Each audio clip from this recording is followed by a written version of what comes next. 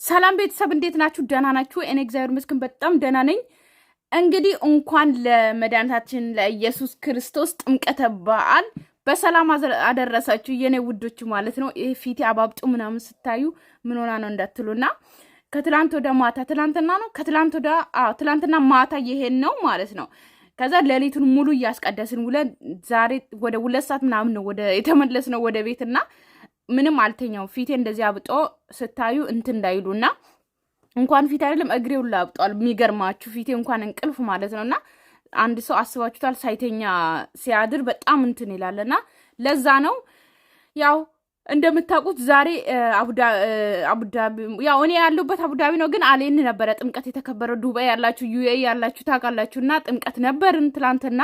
እግዚአብሔር ይመስገን በሰላም ተጠናቋል፣ በሰላም አልቋልና የአመቱ ሰው ያድርገን። ያው ዱባይ ያላችሁ ማለት ነው። እኔ ግን ዱባይ ምኖር አይመስለኝም ከዚህ በኋላ ማለት አዎ እንደዛ ነገርና ገና ኢትዮጵያ ዛሬ ነው የተጀመረው እና እንኳን አደረሳችሁ። የሆነ ለመናገር ሁላችሁም ለዛሬ አመት አገራችሁ ላይ የምታከብሩበት አመት ያድርግ እላለሁ ማለት ነው።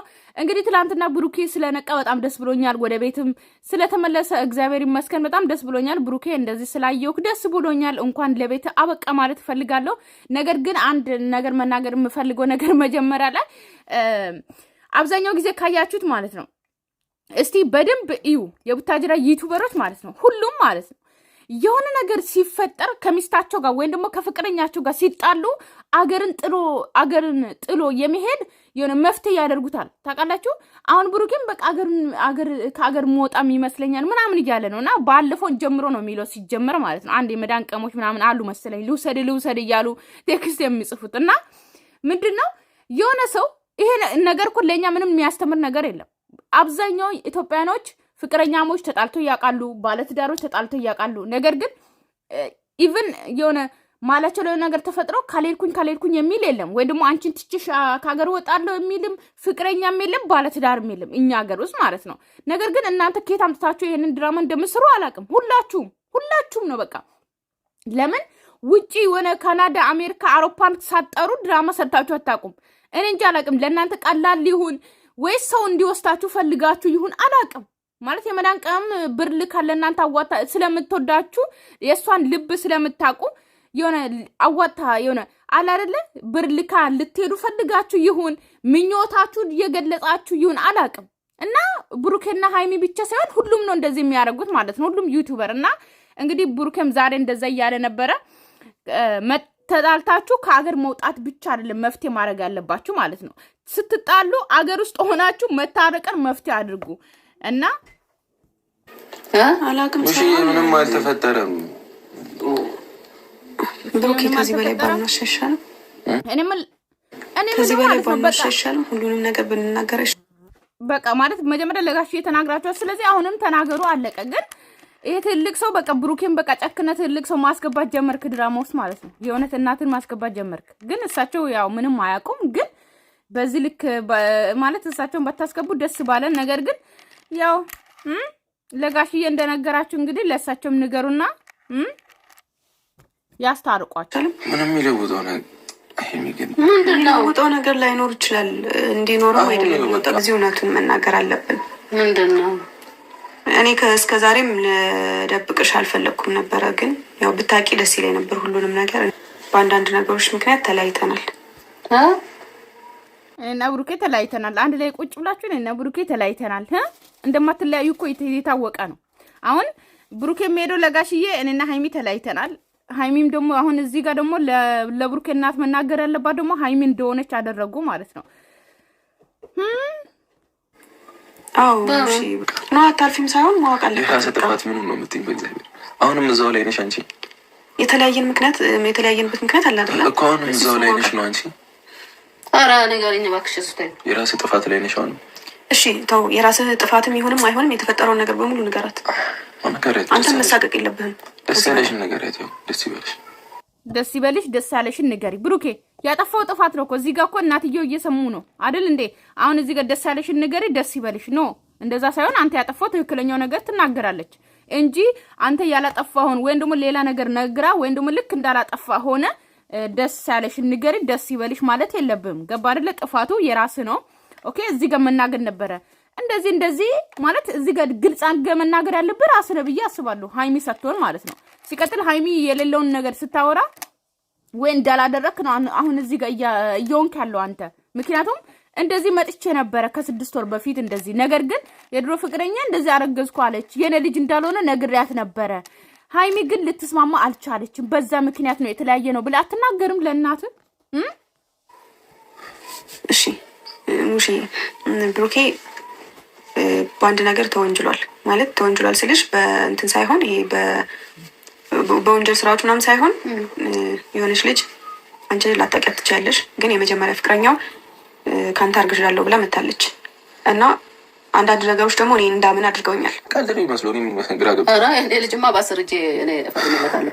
የኔ ልጆች እንዲህ ልክስክስነት የለባቸውም። ልጅቷ ግን ብትነግሪኝ ደስ ይለኛል። የት ሀገር የምን ፍቅር ሙሽዬ ማለት ነው።